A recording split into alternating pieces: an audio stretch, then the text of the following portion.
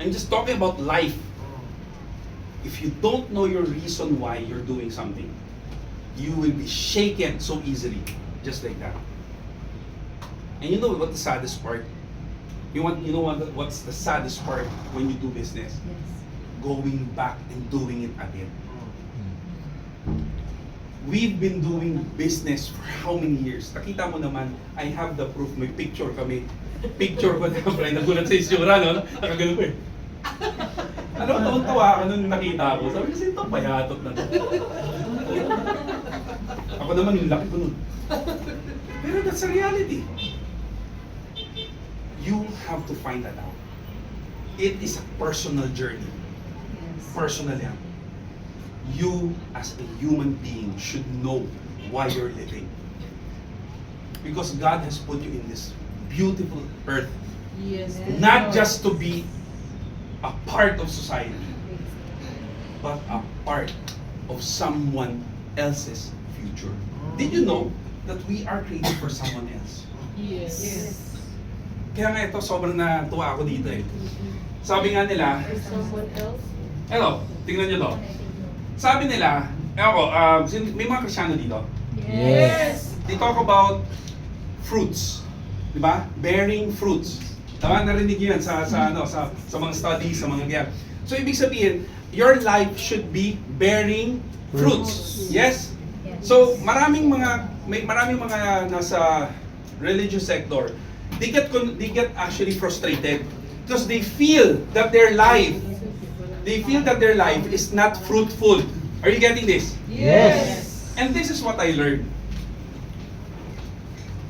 Di ba? Ano to? Green. Very good. Di ba? At least, marunong pa akong We are promise. created to someone else. Tingnan mo to. At 3, tandaan nyo, para lumaki, para ma-nourish, where does it get its nutrients? Sunlight. From the roots, tama? And sunlight, di ba? The sunlight, tapos at meron din, Water. yeah, di ba? Rain, tama? Now what happens? What happens?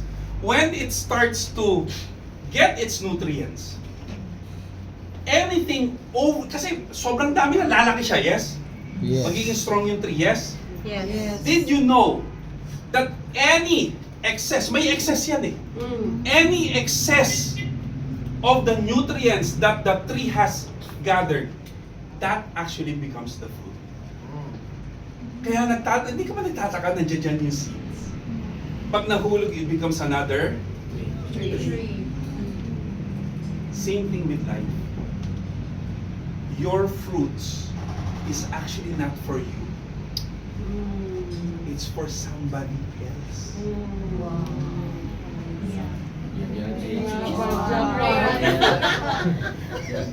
Can you feel the energy? Yes. Sino naramdaman? Sino naramdaman yung energy? Sino nangilabot? Yes. Sino nangilabot? Sino naramdaman yung energy?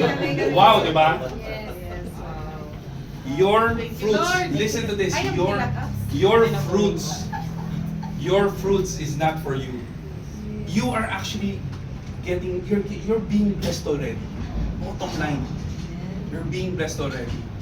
And sometimes we have to realize the excess. Lagi nyo ito tandaan na, yung papasok sa inyong wealth, the excess of that. Nakaka-excite, di ba? Nakaka-excite, ibig sabihin talagang meron talagang excess, may overflow na lalabas dyan. Question, ready ka ba? Going back, if you know why you're doing this, the question is, ready ka ba? Are you ready? Ready ka ba? Yes! Di ba? Naririnig naman natin, game ka na ba? O, di ba? Pero bottom line, are you ready? Yan yung thing that you need to answer again. Dami yung assignment, no? Sorry kailangan nyo talagang magkaroon ng assignments. Why? Why am I teaching you this? Because at the end of the day, I know a lot of you have your own personal success and wins. Meron na kayong wins eh. Pero bottom line, alam ko meron ka pang unfinished wins. Meron ka pang unfinished business. Meron ka pang matinding desire. Pakisabi desire. Desire. Meron ka pang pinakamatinding desire na hindi mo pa na-fulfill. And yung desire na yan, alam natin, connected ang pera. Dugay asawa ba? Yes or yes? Yes. Di ba? Ano yun? Asawa? Di ba? Pag marami ka ng pera, bumili ka ng asawa. Joke lang. Hindi, bottom line. Joke lang. Parang may gusto pang bumili sa likod, ah. Are you getting this? Are you getting this? Your desire. Actually, it's connected with your why. What's your desire? You have to write it down. Guys, alam mo yun, as corny as it sounds, isulat nyo yung gusto nyo mangyari sa buhay nyo. Pag hindi nyo pa ginagawa yan, huwag na kayong magtaka ba't wala kang direksyon. Sorry if you do your research, yung pinaka-successful, okay, bigyan ko kayo ng sample. Did you know, kilala nyo ba si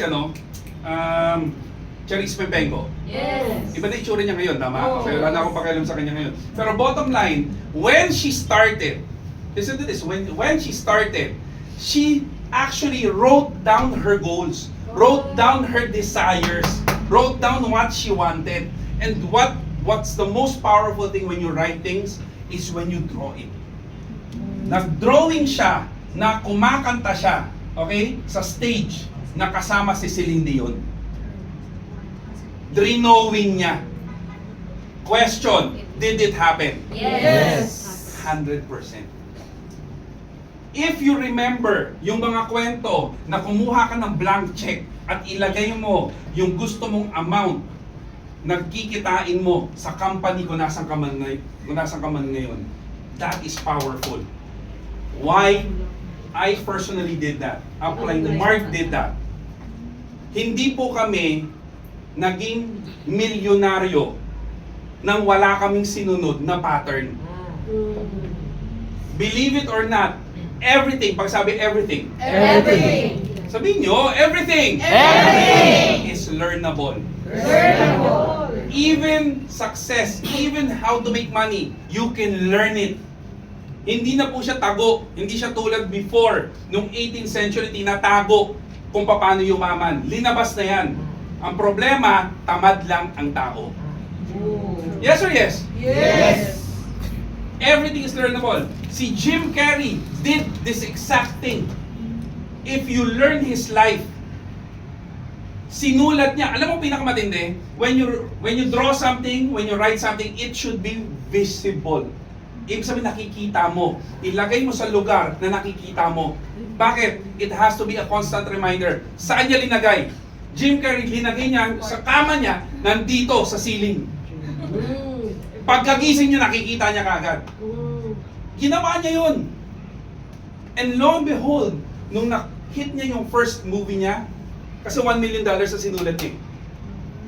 And, nung linabas yung movie, kung naalala niyo yung Ace Ventura. Okay, kung hindi niyo pa alam yun, research nyo na lang. GTM. GMT pala, GMT. Alam niyo GMT? Google mo. Tonins. Anyway, so, going back, si Jim Carrey, sinulat niya, $1 million.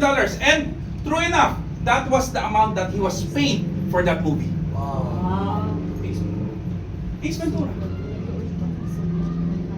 Everything, guys. I have a personal book. I have a personal notepad. Not every time I feel that this is what I want, I write it down. Hindi po, sabi ko nga sa inyo, yung ginagawa namin, hindi siya magic. May part ka lang na hindi mo pa ginagawa. Kasi hindi ka pa interesadong makuha yung gusto mo. Write it down. So powerful. So powerful.